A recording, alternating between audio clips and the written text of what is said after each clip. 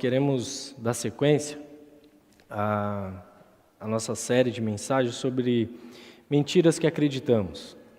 Nós sabemos que ao longo da nossa vida, tantos ditados populares, tantas frases que nós ouvimos, que às vezes parece fazer muito sentido, mas que não tem nada a ver com aquilo que a Bíblia diz, não tem nada a ver com aquilo que Deus disse.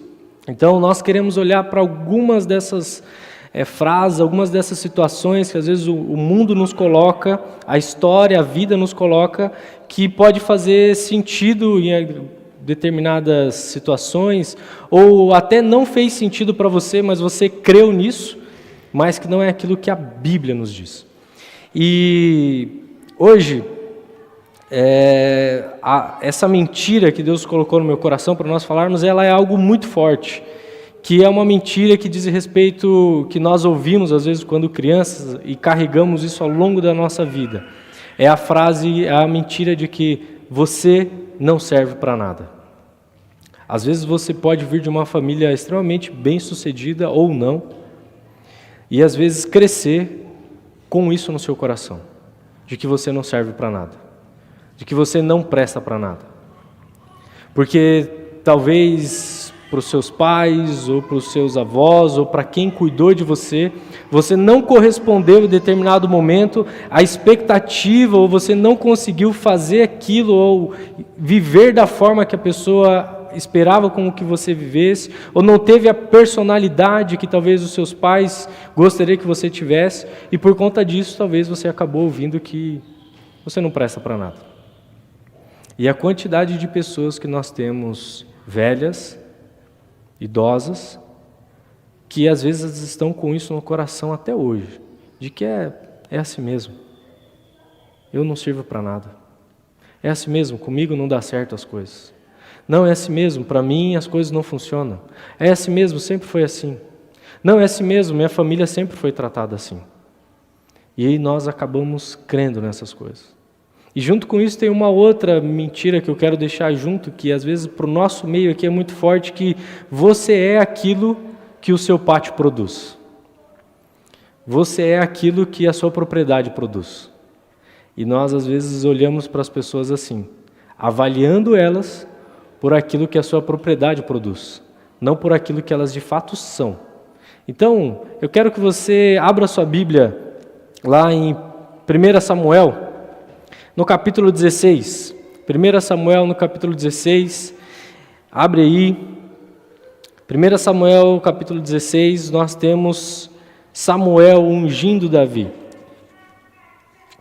E é muito interessante porque essa frase tão mentirosa, que você não serve para nada, e que às vezes as pessoas falam para nós, quando elas se decepcionam conosco por causa de alguma coisa que nós talvez não sabemos fazer, ou não conseguimos fazer igual a pessoa gostaria que a gente fizesse, é porque nós sempre temos duas formas de enxergar. E nós temos duas realidades que a gente precisa tomar cuidado, mas que a Bíblia nos mostra isso o tempo todo. Que existe a nossa visão humana e existe a visão de Deus sobre as pessoas e sobre a realidade. Existe a visão humana, o que eu e você enxergamos, o que eu e você concluímos sobre as coisas, e existe a visão de Deus, sobre como o Deus que criou, que projetou tudo, vê e enxerga você e a realidade. Mas eu quero que você abra a sua Bíblia aí, em 1 Samuel, no capítulo 16, que diz assim: o Senhor disse a Samuel, até quando você irá se entristecer por causa de Saul? Eu o rejeitei como rei de Israel. Encha um chifre com óleo e vá a Belém, e eu enviarei a Jessé. Escolhi um de seus filhos para fazê-lo rei. Samuel, porém, disse: como poderei ir? Saul saberá disso e me matará. Então o Senhor disse: leve um novilho com você e diga que foi sacrificar ao Senhor. Convide Jessé para o sacrifício, e eu lhe mostrarei o que fazer. Você irá ungir para mim aquele que eu indicar. Samuel fez o que o Senhor disse. Quando chegou a Belém, as autoridades da cidade foram encontrar-se com ele, tremendo de medo, e perguntaram: vens em paz? Respondeu Samuel: sim, venham em paz. Vim sacrificar ao Senhor. Consagre-se e venham. venham ao sacrifício comigo. Então ele consagrou Jessé e seus filhos e dele os convidou para o sacrifício. Quando chegaram, Samuel viu Eliabe e pensou: com certeza é este que o Senhor quer ungir. O Senhor, contudo, disse a Samuel: não considere a sua aparência nem a sua altura, pois eu o rejeitei. O Senhor não vê como homem, o homem vê a aparência, mas o Senhor vê o coração. Então Jessé chamou Abinadab e levou a Samuel. Ele, porém, disse: o Senhor também não escolheu este. Em seguida Jessé levou Samá a Samuel. Mas esse disse: também não foi este que o Senhor escolheu. Jessé levou a Samuel 7 dos seus filhos. Mas Samuel lhe disse: o Senhor não escolheu nenhum desses. Então perguntou a Jessé: estes são todos os seus filhos que você tem? Jessé respondeu: ainda tenho o caçula, mas ele está cuidando das ovelhas. Samuel disse: traga-o aqui. Não nos sentaremos para comer enquanto ele não chegar. Jessé mandou chamá-lo e ele veio. Ele era ruivo, de belos olhos e de boa aparência. Então o Senhor disse a Samuel: este é este. Levanta-se e o unja. Samuel apanhou o chifre cheio de óleo e ungiu na presença dos seus irmãos. E a partir daquele dia, o Espírito do Senhor apoderou-se a Davi, e Samuel voltou para Ramá. Senhor Jesus, que a Tua palavra faça morada no nosso coração, no nome de Jesus. Amém. Bom, nós temos aqui Samuel com uma grande tarefa, e uma tarefa muito difícil. Ele tem que ungir um novo rei. Porém, já existia ali um rei, que era Saul. E Saul, se você depois quiser folhetar a sua Bíblia e dar uma olhada lá em 1 Samuel, no capítulo 9, você vai ver que Saul era um rei, um homem alto. Ele era grande. E o significado de Saul já era o desejado, porque ele era alto, ele era de boa aparência. A Bíblia vai dizer que as pessoas da sua cidade, os mais altos, batiam em seus ombros. Então ele era um homem alto, ele era um homem forte, ele era um homem de boa aparência. E é claro que por conta disso e da sua habilidade de guerreiro, o povo viu na hora como um grande rei. E Saul se tornou rei. E Deus, naquele momento, o abençoou para que ele fosse o rei. Então, Samuel está com uma tarefa de ungir um rei, um novo rei, para ser o sucessor de um rei que visivelmente, o povo havia escolhido e via nele com as habilidades necessárias para ser um rei poderoso. E ele era um rei poderoso. Então, peraí, como é que eu vou agora ungir um novo rei se já existe um rei? Se esse rei souber dessa minha tarefa, ele vai mandar me matar. E Deus fala: não, eu estou cuidando de você. Eu preciso que você vá lá e faça o que eu te mandar. E aí Deus manda ele levar, você vai lá prestar um sacrifício, você vai lá prestar um culto a mim. Então, chegando lá, se alguém perguntar, você veio prestar culto. E de fato foi o que ele fez. E aí Deus fala para Samuel que ele iria mostrar para Samuel quem seria aquele que ele iria ungir como rei. E é interessante que quando Samuel ele chega na casa de Jessé, ele chega e fala: vamos lá, chama aí, e com certeza, e o que nos dá a entender, ele já vê o filho mais forte, mais preparado, fisicamente, porque afinal a referência de rei era um homem alto, forte, para ser um grande guerreiro com o povo de Israel e governar o exército. Então, quando ele viu aquele rapaz, ele falou: opa, é esse, porque essa é a referência humana, essa é a visão humana que Samuel também tinha a respeito de quem seria o rei. E quando ele olha para aquele rapaz e ele fala: certamente vai ser esse, Deus fala para ele: não. E ali Deus já dá uma grande lição para Samuel e fala: não, não é esse. E ele já alerta: você vê com os olhos humanos. Eu não ligue só para a aparência, pois eu vejo o coração. E aí fala para Samuel: eu vou ungir aquele que eu vou ver o coração. Então, percebe que o texto bíblico, e aqui Samuel e o próprio Jessé, que é o pai dessa família, eles, assim como eu e você, eles também estão refém da nossa visão humana, daquilo que nós enxergamos e projetamos a respeito das pessoas que nós vemos. Então, nós vemos as pessoas e nós projetamos nela aquilo que nós achamos que elas são e que elas deveriam ser.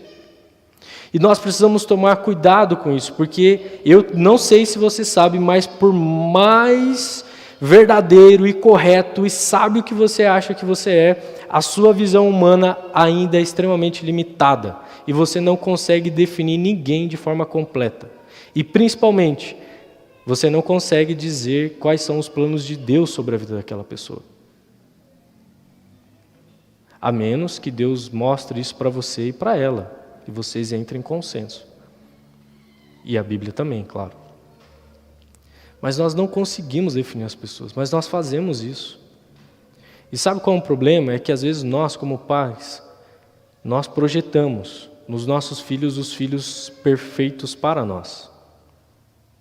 E nós queremos que os nossos filhos tenham as características que nós admiramos, que a nossa família admira.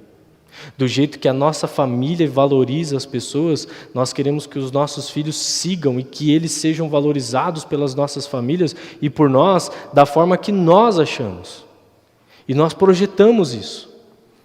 E sabe qual é o problema? É que quando você projeta na vida das pessoas da sua família aquilo que você acha que ele tem que ser, aquilo que você gostaria que ele fosse, e ele não é aquilo que você gostaria que fosse, ele cresce, e essa pessoa cresce, uma pessoa frustrada, se sentindo desvalorizada e desrespeitada, e com isso no coração, de que eu não presto para nada, porque se eu não fui aceito pela minha família e pelos meus pais, se eu não tive esse valor na minha casa, quem dirá fora?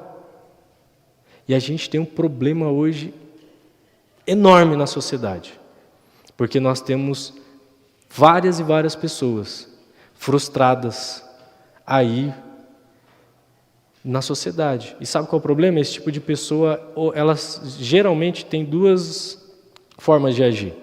Ou elas se tornam aquelas pessoas chatas, que ficam querendo provar o seu valor a toda hora, todo momento, por tudo. Você conhece gente assim, não é? Que todo momento está querendo provar alguma coisa, todo momento está provando que ela presta, que ela serve, que ela é melhor que os outros.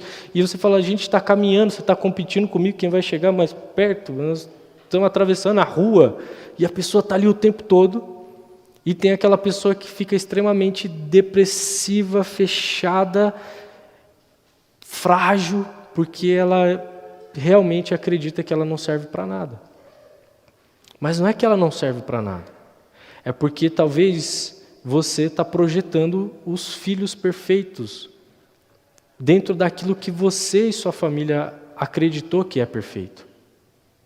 E eu quero que você olhe que Jessé, ele faz isso com Davi. Porque Jessé, ele nem considera Davi na hora do profeta dizer quem seria o ungido rei. Ele nem considera Davi. O profeta Samuel que tem que perguntar, tá todos os seus filhos aqui? Aí ele parece, supostamente, tem mais um que está lá no campo. Ele nem considerou Davi como uma opção. Se você seguir o texto, você vai ver que, na história, de que quando Davi vai enfrentar Golias, os seus irmãos estão no campo de batalha. Esses seus irmãos fortes fisicamente, que provavelmente até Samuel achou que esse seria o rei.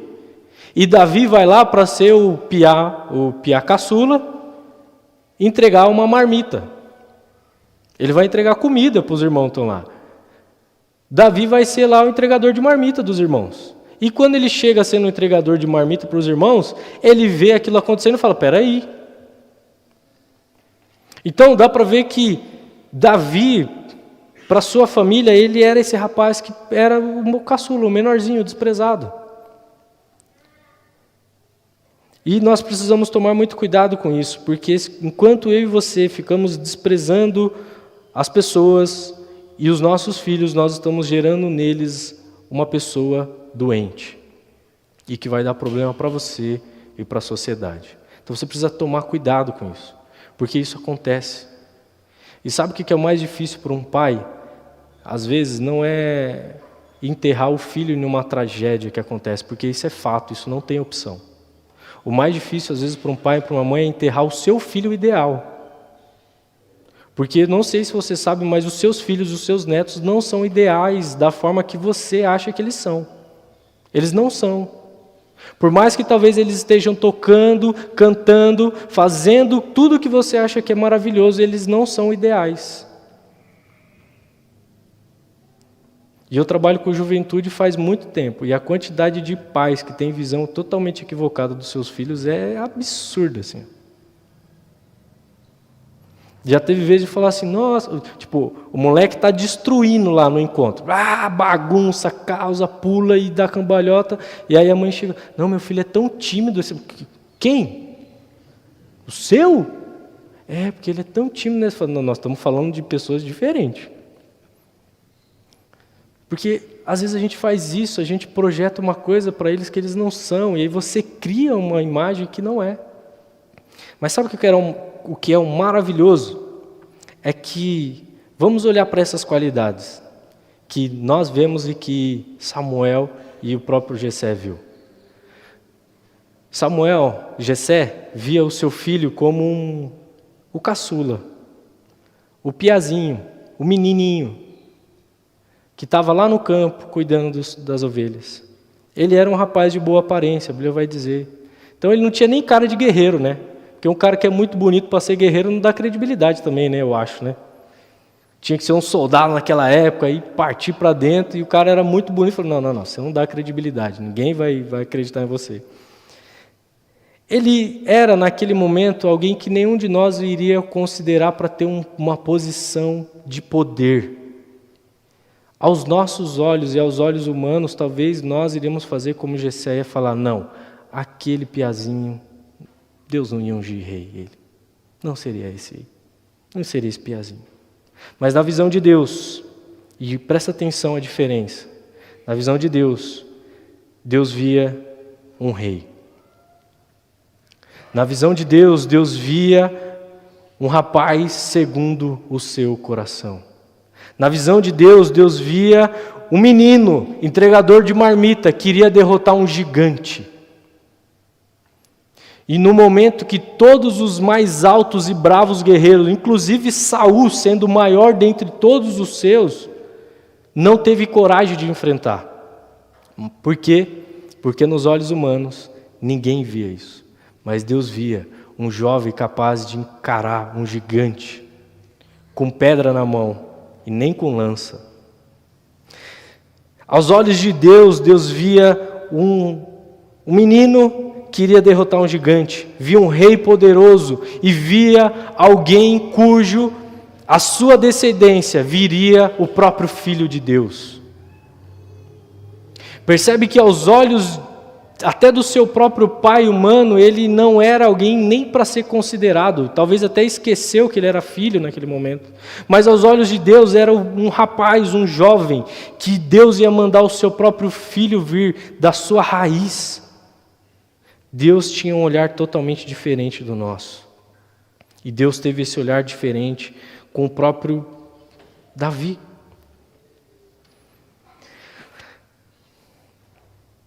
Mas aí, quais eram as qualidades de Davi para que Deus então olhasse para ele? Porque se a gente olhar dessa forma, a gente vai falar, Deus tem uns negócios malucos e não tem como a gente ver, né? Não tem. E talvez você que está aqui se enxerga como alguém que ninguém te conhece, que você talvez está frustrado porque você tem essa verdade no seu coração, essa mentira no seu coração, de que você não serve para nada, que você é assim mesmo, que sua família é assim mesmo. E você fica perguntando, mas o que eu tenho? Aos olhos humanos, nós temos Davi como alguém baixo, pouco, aparência bonita, mas que não servia para ser o rei. Mas nos olhos de Deus, quando ninguém estava vendo, quando ninguém conhecia Davi, porque Davi, eu quero que você preste atenção nisso, Davi, Um dos momentos que Saul tem inveja de Davi é quando Davi entra, depois de ganhar uma batalha. Davi ganha aquilo ali, derrota e tal. E quando Davi entra, Saul fica com inveja de Davi porque o povo começa a gritar: Saul matou milhares e Davi milhares de milhares. Naquele momento, Davi está sendo aclamado pelo povo. Está aquela torcida ali, né, de estágio. Davi! Então a gente pode falar: nossa, tá vendo? Era esse rapaz que Deus estava olhando. Não. O rapaz que Deus estava olhando para ungir é o rapaz que você olhar o Salmo 23. É o rapaz que compôs o Salmo 23. É o rapaz que não compôs o Salmo 23, o Senhor é meu pastor e de nada terei falta, sentado no palácio. Davi compôs o Salmo 23 no meio das ovelhas, tendo cheiro de ovelha. E sabe qual era a plateia de Davi, enquanto ele estava sendo esse homem que compôs salmos maravilhosos? Ele estava sendo ele, expressando quem ele era diante de Deus. Simples assim. Enquanto não tinha ninguém aclamando Davi, Davi estava derrotando ursos e leões. E diferente de quando ele entra a ser aclamado porque ele conseguiu derrotar, provavelmente quando ele derrotou leões e ursos, ninguém chegou lá para aplaudi-lo. Talvez Jessé, como um pai, quando Davi contou: pai, eu matei um urso. Tá bom, no final você matou, era uma cutia lá que apareceu, você está falando que matou um urso. Tá bom. Desse tamanho você não matou nada não. Leão, matou uma jaguatirica, né? Isso, matou leão, a jaguatirica. Tá bom.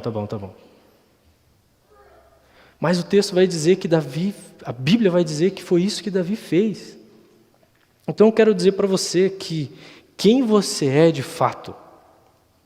Porque essa mentira que você não serve para nada é uma mentira aos olhos das pessoas, com expectativa sobre você. Mas a verdade de Deus sobre quem você é, confronta quem você é quando ninguém está te vendo.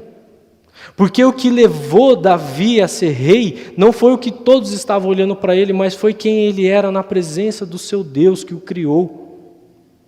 Quem você é? Você acha que você é o que a sua propriedade produz? Lamento, isso não diz quem é você. Isso diz o que você produziu. Mas quem você é aos olhos de Deus é quem você é quando está você e Deus. E esse caráter seu com você e Deus com você, é que Deus se revela e mostra os planos dele para a sua vida. E para mim e para a sua vida. Quem você é? E eu quero terminar falando para nós termos alguns cuidados com relação a isso. Porque é fácil. Primeiro você precisa tomar cuidado com essa mentira que vem sobre a sua vida. Você não serve para nada. E você tem acreditado nisso? E buscado a aprovação de alguém para você provar que você serve para alguma coisa? Ou será que eu quero que você tome cuidado porque você serve para Deus. E eu sei que isso pode parecer muito clichê. Eu sirvo para Deus. Se você vê Isaías, capítulo 53, vai dizer que Ele levou sobre si as nossas enfermidades e o castigo que estava sobre nós foi levado sobre Ele. Você serve tanto que Deus mandou o Filho dele ser sacrificado por você. Aos olhos de Deus, você serve muito e você custou muito caro. Você custou muito caro. Não permita que a mentira desse mundo, de que você não serve para nada, tome força no seu coração. Porque você custou o Filho do próprio Deus. Ele levou sobre si todos os seus erros, todos os pecados, e os pecados daqueles que falaram que você não servia para nada também. Para que você não precise ficar se vitimizando e usando isso como muleta. De que, eu sou assim porque ninguém nunca acreditou em mim, né, pastor? Eu sou assim porque a sociedade diz que eu não sirvo para nada. A sociedade, você vai dar voz para a sociedade ou para o Deus que te criou? Irmãos, eu venho da periferia.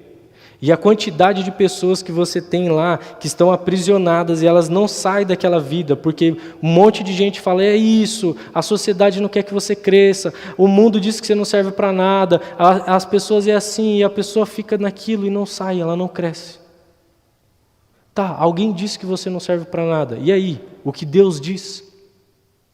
Porque o que Deus diz é que Ele já te chamava pelo nome antes de você vir a existir. Essa é até a minha oração com a Carla, agora que nós temos um bebê, né? Então, irmãos, estamos agora aos 45 do segundo tempo, né? A partir de agora eu estou de plantão para minha esposa e o nosso bebê. E o que a gente sempre conversava era, Deus já chama ele pelo nome. Nós precisamos orar para que Deus nos diga qual é o nome que Ele já chama. Então, Deus já te chamava pelo nome. Você não deixa essa mentira entrar no seu coração e não deixa que você reproduza isso na vida dos seus filhos. E esse é um cuidado muito sério que nós precisamos ter. E eu quero usar aqui uma ilustração e eu vou continuar essa ilustração. Né? Talvez você já viu essa ilustração na internet. Mas nós temos aqui uma nota de 50. Ela é de 2. Ela é de 100, ela é de 50. Por que ela é uma nota de 50? Por que ela é uma nota de 50? Porque está escrito, foi impresso nela que ela é uma nota de 50, não foi impresso nela? Nós precisamos tomar cuidado porque os nossos filhos, os nossos jovens, os nossos adolescentes, eles são essa nota em branco. E o valor que eles terão é o valor que nós vamos imprimir neles. O valor que eles vão carregar para a vida deles é o valor que nós estamos imprimindo sobre eles. E toma cuidado se você não está chamando de nota de R$7 aquilo que Deus quer que seja impresso algo muito maior. Porque talvez não sabe dirigir um trator, ou porque talvez não gosta de lavoura, ou porque fica no celular e gosta de programação e não gosta do campo. Qual é o valor que você vai imprimir? Sabe por quê? Olha por texto, algo muito importante. Eu quero que você dê uma olhada no texto. Que Jessé não reconheceu o seu próprio filho. Dê uma olhada que ele chega, chama... Lá no versículo 11, então perguntou a Jessé, estes são todos os seus filhos que você tem? Jessé respondeu, ainda tenho o caçula, que está lá no campo. Irmãos, pode me responder, foi Jessé que escolheu Davi para ser rei? Não, né? Não foi Jessé que escolheu Davi para ser rei. Quem escolheu Davi para ser rei? Deus. Então, em primeiro lugar, Deus tem planos para os nossos filhos que nós não reconhecemos. É Deus que vai revelar isso no coração deles. Mas você precisa tomar cuidado com aquilo que você imprime na vida dos seus filhos. Porque Jessé não fez de Davi um rei, mas Jessé fez de Davi um péssimo pai. Um pai péssimo. Por quê? A gente não vê relato na Bíblia de Jessé sendo um pai para Davi. Nós temos o relato de Jessé, nem lembrando que Davi estava ali entre os seus 7 filhos. E qual foi o reflexo disso na vida de Davi? Davi é um péssimo pai. Os seus filhos se matam um ao outro, brigam um com o outro. Isso foi reflexo de Jessé. Porque nós não temos Jessé preparando Davi para ser um rei e para ser um pai de família. O rei na sua casa, que a Bíblia nos chama. Então, toma cuidado, irmãos. As nossas crianças não estavam aqui desde o começo do culto e nós temos pelo menos 50 crianças no Ministério Infantil. Sexta-feira nós tínhamos 20 adolescentes. Ontem nós tínhamos 30 jovens.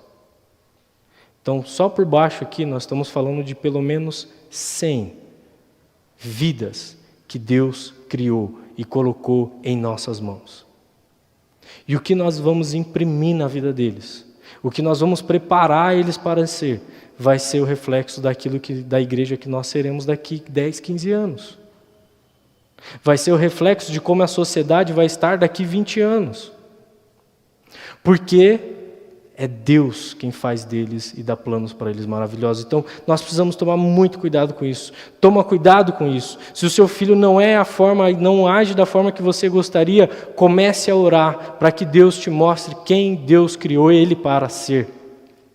Isso não diz respeito a você permitir que ele haja fora daquilo que é princípio, educação e valores. Não tem nada a ver com isso, irmãos. Princípio, educação e valores você precisa imprimir neles, você precisa colocar neles, mas não projete neles a sua vida. Ore para que Deus dê sabedoria para você e para os seus filhos, para que eles entendam quais são os planos de Deus para eles. Porque talvez você está rotulando o seu filho para ele ser lá pastor de ovelhas, lá nesse sentido assim de, ele não pode nem guerrear, ele não vem nem aqui para prestar o sacrifício com a gente, porque foi isso que Samuel chamou, nós vamos prestar um sacrifício, nós vamos prestar culto a Deus. Davi não foi chamado para prestar culto para Deus. Talvez você está fazendo isso lá, quando na verdade o que Deus quer é que você seja aquele para falar, se Deus veio aqui, tem um rapaz que já contou que matou o urso, e é meu filho.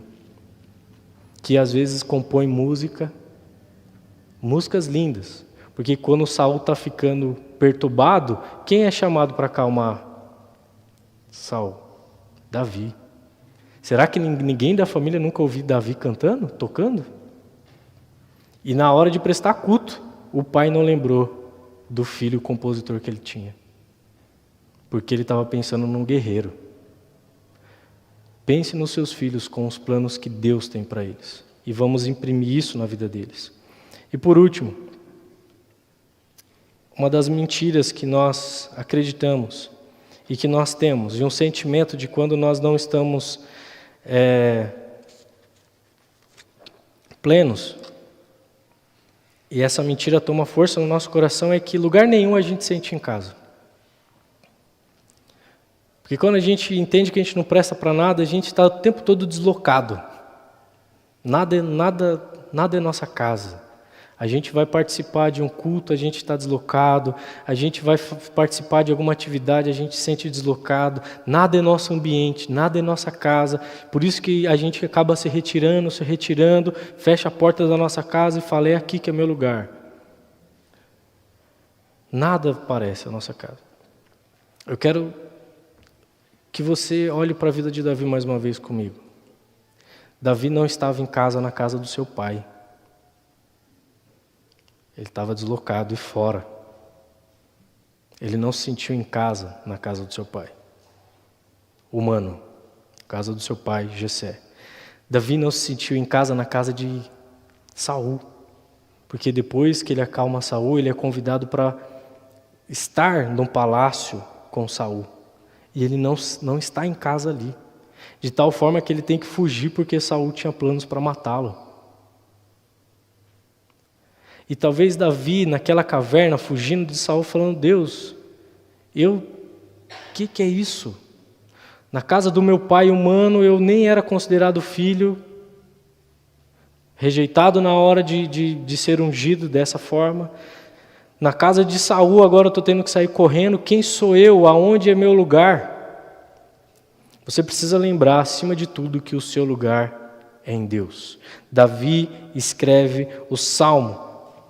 Davi escreve o Salmo, e quando ele escreve o Salmo 139, ele vai dizer, se eu fugir na mais alta montanha, ali o Senhor estará lá. Se eu for para o mais profundo do mar, ali o Senhor está. Não há nenhum lugar que eu possa ir que o Senhor não esteja. Ou seja, a minha vida é no Senhor. Se a sua vida não for em Deus, você vai continuar se sentindo a pessoa mais deslocada do mundo. Mas se a sua habitação é em Deus, você vai saber, assim como Davi foi sabendo ao longo da sua vida, que Deus, ele não ia se sentir em casa, na casa de Jessé, e ele não ia se sentir em casa na casa de Saul, porque o plano de Deus era uma casa para Davi. E é sobre a casa de Davi que Deus tinha um plano que vem Jesus. Então talvez você não está se sentindo em casa, e eu preciso dizer para você, calma, porque Deus talvez está preparando a sua casa, no qual Ele é a principal habitação, e você habita nele. E ali é onde você vai se entender em Deus, e aquela casa vai ter sentido. Então, eu quero terminar lendo Isaías 53 com você e já convido você a se preparar para a ceia do Senhor comigo. Porque uma das principais mentiras que nós acreditamos é que nós não temos valor ou que você só é valorizado se a sociedade ao seu redor te valoriza.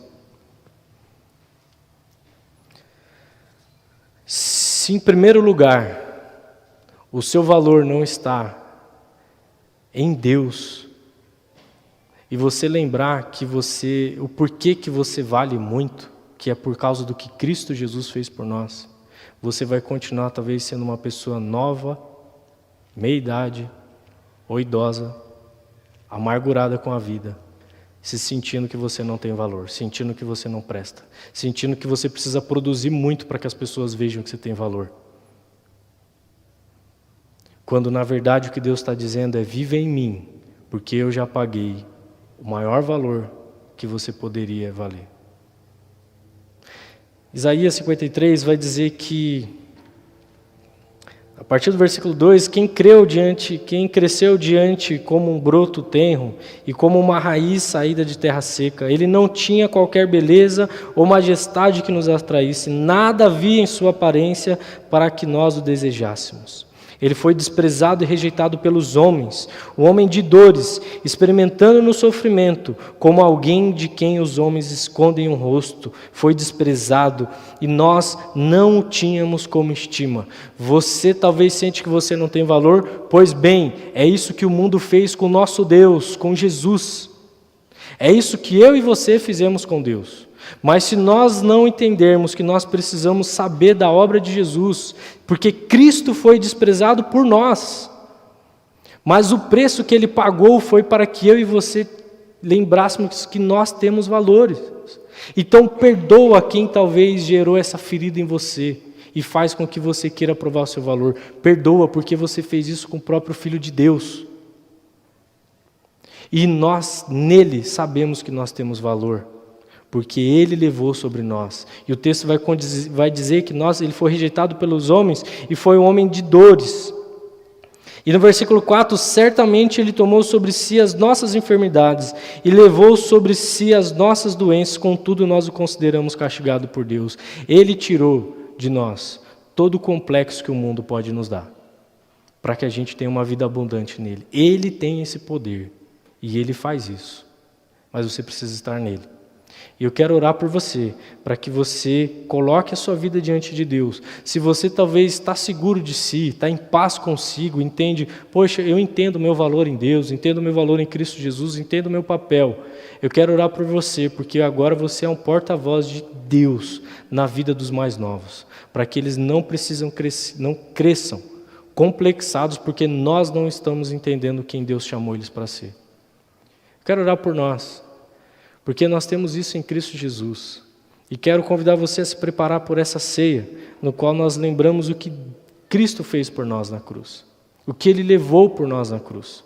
E por causa das suas feridas, nós somos sarados. Quero te convidar a curvar sua cabeça, vamos orar.